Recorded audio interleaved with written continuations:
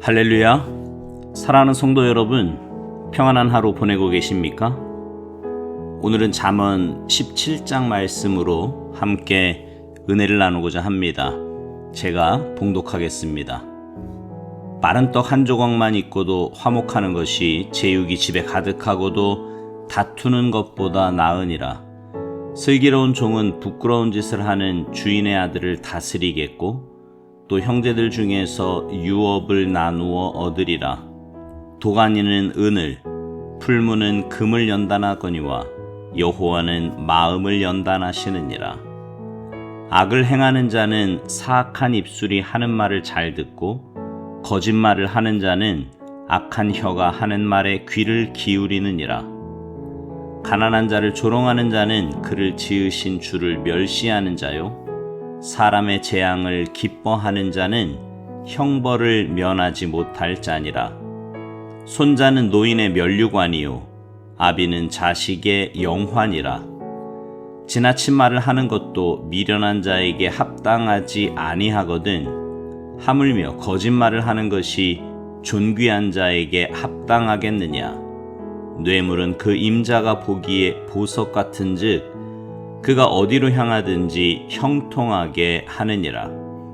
허물을 덮어주는 자는 사랑을 구하는 자요 그것을 거듭 말하는 자는 친한 벗을 이간하는 자니라. 한마디 말로 총명한 자에게 충고하는 것이 매 100대로 미련한 자를 때리는 것보다 더욱 깊이 박히느니라. 악한 자는 반역만 힘쓰나니 그러므로 그에게 잔인한 사자가 보냄을 받으리라. 차라리 새끼 빼앗긴 앙콤을 만날지언정 미련한 일을 행하는 미련한 자를 만나지 말 것이니라. 누구든지 악으로 선을 갚으면 악이 그 집을 떠나지 아니하리라. 다투는 시작은 뚝에서 물이 새는 것 같은즉 싸움이 일어나기 전에 시비를 그칠 것이니라. 악인을 의롭다 하고 의인을 악하다 하는 이 두 사람은 다 여호와께 미움을 받느니라.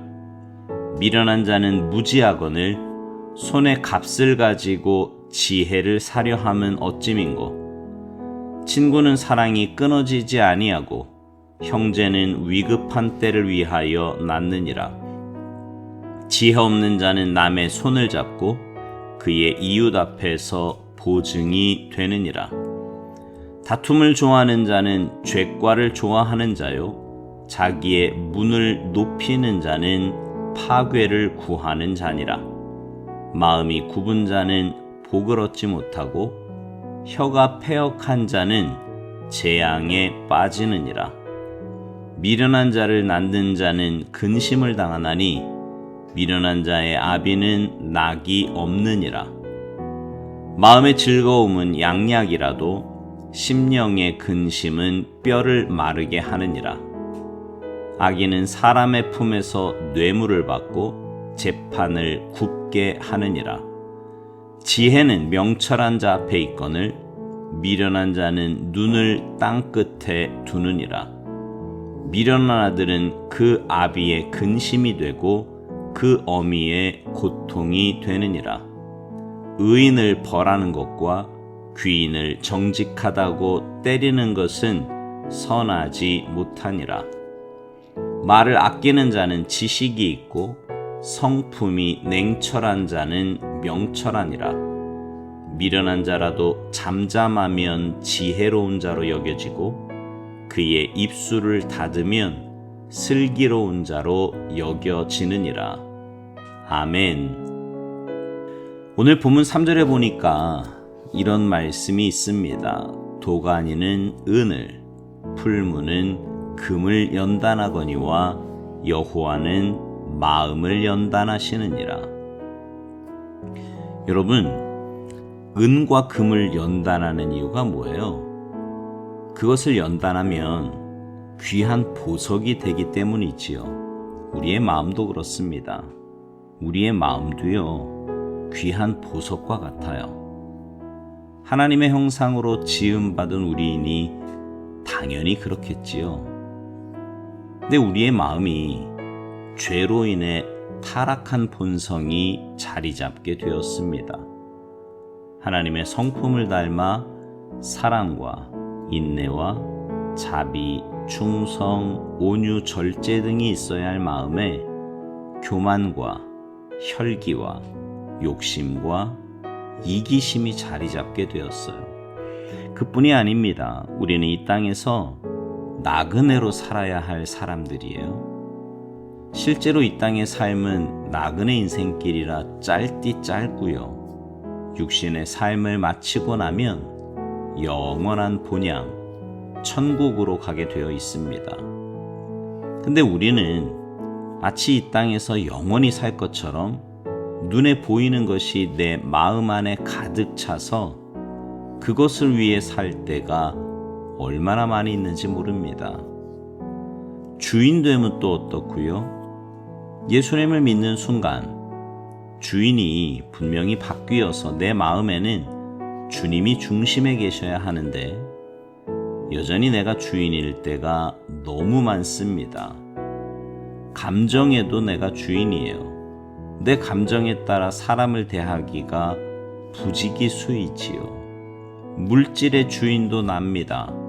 시간의 주인도 나고 내 재능의 주인도, 내 자녀의 주인도, 내게 주어진 모든 것의 주인이 바로 나라고 생각하며 살아요.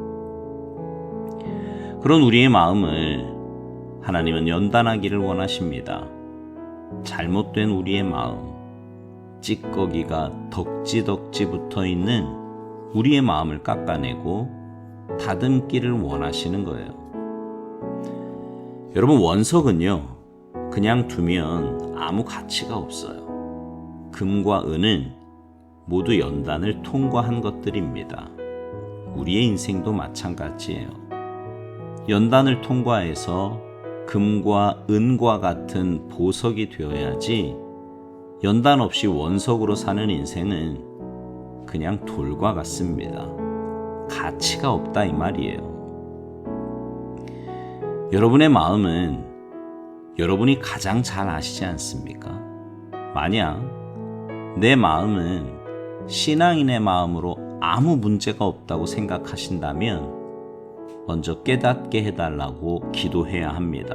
물론 분명 신앙인으로 잘 다듬어진 마음을 가지고 사시는 분들도 있을 거예요. 그러나 대부분의 사람들의 마음에는 아직 다듬어지지 않은 수많은 찌꺼기들을 가지고 살아갑니다. 그것이 다듬어져야 돼요. 여러분의 마음속에 다듬어져야 할 것, 연단받아야 할 것이 무엇인지 묵상해 보시기 바랍니다. 하나님께서 고난이나 질병, 삶의 문제를 통해서라도 다듬어지고 깨어지고 씻어버려야 할 내 마음의 문제는 어떤 것인지 묵상하며 찾아보시기 바랍니다. 그리고 그것을 하나님 앞에 내어놓고 회개하시기 바라요. 하나님께서 연단하시기 전에, 하나님께서 다듬으시기 전에 먼저 내어놓고 회개함이 지혜입니다. 여러분, 삶에서 여러분도 모르게 튀어나오는 말과 행동, 신앙적이지도 않고 영적이지도 않은 그런 모습이 혹 있으십니까? 그것이 여러분의 마음에 있기 때문에 그런 거예요. 먼저 마음입니다. 그래서 하나님은 우리의 마음을 다듬기를 원하시는 거예요. 마음이 다듬어지면 우리의 말도, 행동도, 눈빛도 다 바뀝니다. 사랑하는 성도 여러분, 우리 중에 연단받지 않아도 될 사람은 아무도 없습니다. 다시 말씀드리지만 하나님께서 우리의 마음을 연단하시는 것은 그만큼 우리 마음이 중요하고 귀하기 때문입니다. 그러니 여러분, 하나님께서 우리의 마음을 연단하실 때 오히려 기뻐하며 감사하시기 바랍니다. 그리고 주님 닮은 참된 주님의 제자가 될 수 있도록 기도하시기 바라요. 그래서 여러분의 삶이 무엇보다 여러분의 마음이 주님 닮은 모습으로 변화되어서 다윗과 같이 하나님 마음에 맞는 참된 신앙인으로 살아가시기를 주님의 이름으로 축복합니다. 아멘.